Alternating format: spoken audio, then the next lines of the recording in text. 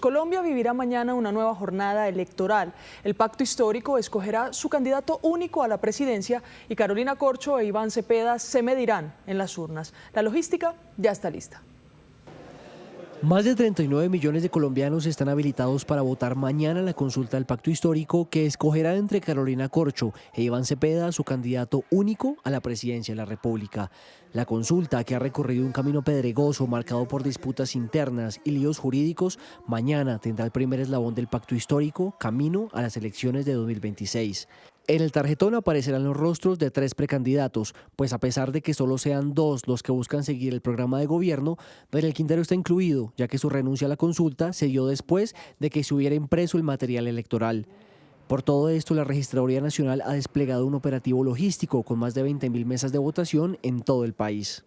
Que tenemos 13.400 puestos ubicados en 9.600 lugares, de los cuales 3.500 de ellos están en el sector rural colombiano. Todas esas mesas y puestos de votación están definidos conforme al despliegue que hace la fuerza pública. Quienes deseen votar en esta consulta popular deberán consultar su puesto de votación en la página de la Registraduría, que por lo general será el último en el que sufragó en las pasadas elecciones. Sin embargo, la Registraduría ha unido algunos puestos de votación para garantizar la seguridad del electorado y de quienes estarán al frente del proceso. Los puestos y mesas de votación en Colombia se ubican en función del despliegue de tropas y de capacidades de la fuerza pública. Entenderán ustedes que todas las mesas deben estar suficientemente cuidadas porque hay jurados, electores, material electoral y diferentes autoridades. El partido también tendrá la opción de votar por decenas de precandidatos que conformarán las listas cerradas al Congreso. Por Senado hay 144 precandidatos inscritos, mientras que por Cámara hay 373.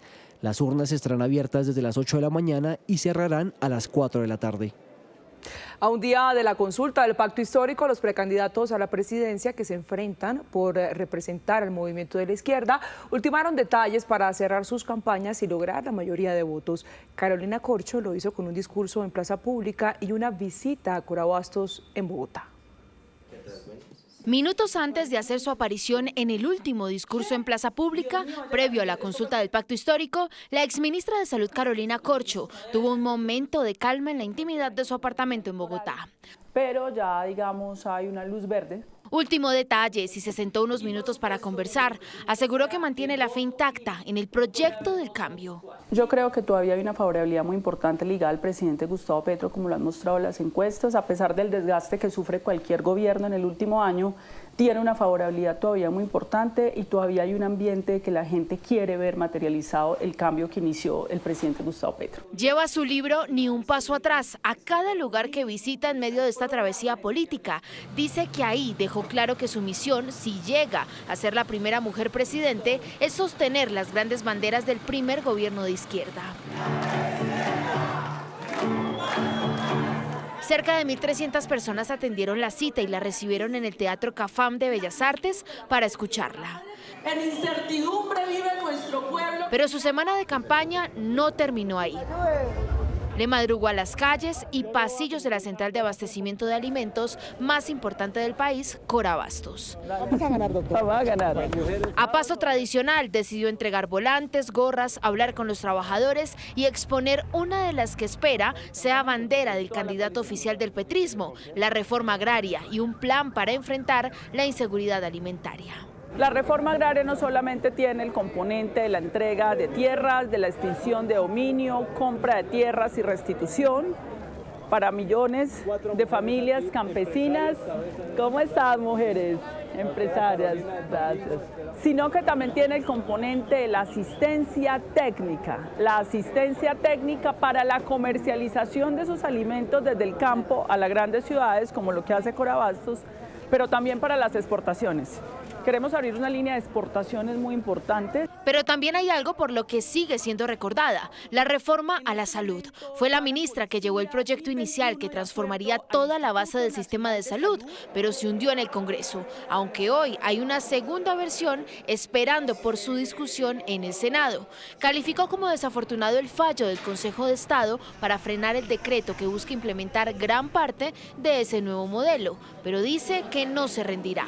¿Usted la va a volver a presentar, lo va a volver a intentar? Por supuesto que sí. Es que si no hay una reforma estructural al sistema de salud, no se va a poder resolver la crisis. Por eso hay que cambiar el Congreso de la República, tener una mayoría democrática comprometida con el siglo XXI, con la ciencia, comprometida con la ciudadanía colombiana y no con los negocios de unas minorías, no con el negocio de las EPS, y en ese contexto se vuelve a presentar la reforma a la salud. ¿Cree usted que se ha deteriorado la atención a los pacientes?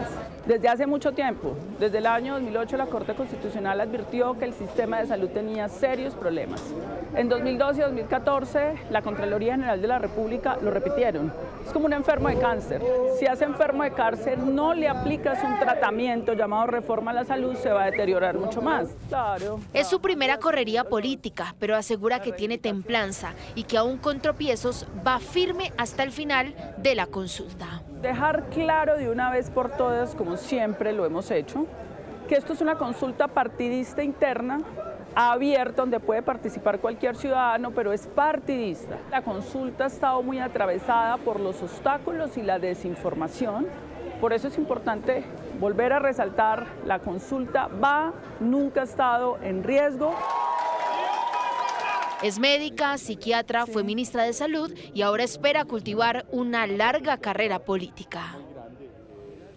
Entre tanto, Iván Cepeda estuvo de correría por el Caribe colombiano. Valledupar y Montería fueron sus destinos finales antes de las elecciones que definirán el único precandidato o candidato del pacto de cara a un frente amplio con demás sectores.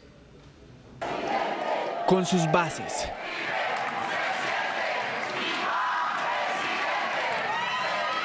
con sus simpatizantes,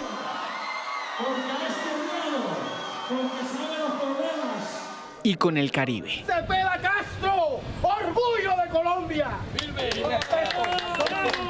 Así dio por terminado Iván Cepeda su correría por 3 ciudades, Bogotá, Montería y Valledupar, antes de la consulta del pacto histórico este domingo. En la capital lo acompañaron los precandidatos del pacto, que antes eran su competencia, pero que ahora son el apoyo de Cepeda para ganar la consulta. Bolívar, Pizarro, Muhammad, Gloria Flores y Ali Bantú Ashanti, siempre al lado del senador. Ahí explicó ante los micrófonos de Noticias Caracol su plan para una soberanía alimentaria. Esas propuestas para la soberanía alimentaria, para la situación que se vive muchas veces en pueblos apartados del país. Sí, ahí la cuestión es la siguiente. Nosotros creemos que la reforma agraria debe avanzar hacia una revolución agraria, lo cual significa convertir la economía campesina y la economía agropecuaria en el motor de la economía, porque creemos que Colombia tiene condiciones para ser, como lo ha dicho el presidente Petro, una potencia agroalimentaria. No pasaron 12 horas cuando Iván Cepeda ya se encontraba en Montería, curiosamente cerca al ubérrimo, la hacienda del expresidente Álvaro Uribe, su contrincante. ¿Y cierra en Montería y Valledupar? Sí, para mí es especialmente emblemático venir a la costa Caribe a cerrar mi campaña.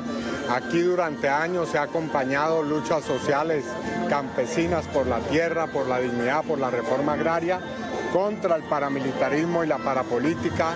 Aquí queda la hacienda del expresidente Álvaro Uribe, creo que es simbólico eso, una vez que estamos, además, después de una decisión judicial, que seguimos luchando en los tribunales, como se sabe, a través de un recurso de casación. Allí habló con líderes sociales y sindicatos de la Universidad de Córdoba, pero también con víctimas del conflicto armado en el Coliseo de Vallejo. Les garantizo que no traicionaré nuestros ideales, nuestro programa. Y llegó el turno para Valledupar. Durante un encuentro con las bases del pacto histórico en la Asociación de Educadores del Cesar, Iván Cepeda saludó de mano, de abrazo, de beso y hasta con fotos a quienes aseguran que votarán por él. Bueno, no, he venido haciendo un recorrido por la costa Caribe y ha sido hecha esta invitación en el día de hoy con la presencia multitudinaria del campesinado. Y bueno, para mí es muy importante Valledupar, por supuesto tiene un gran significado en las luchas sociales que se han dado. Pero aprovechó y advirtió sobre la supresión de más de 4.000 puestos de votación para las elecciones. Claramente al señor ministro de Defensa no hay ninguna razón válida, a excepción de algunos lugares donde la situación de orden público es muy difícil, para que se prive a la población rural de su derecho al voto. Así que todavía estamos a tiempo. Cepeda terminó su primer momento de esta precandidatura así, en las regiones, del lado de sus simpatizantes y con la celebración de su cumpleaños número 63.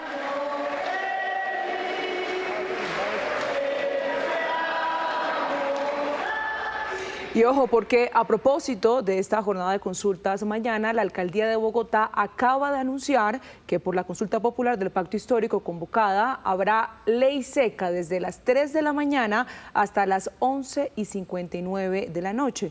La medida, por supuesto, fue adoptada por solicitud de la policía para garantizar la seguridad durante la jornada.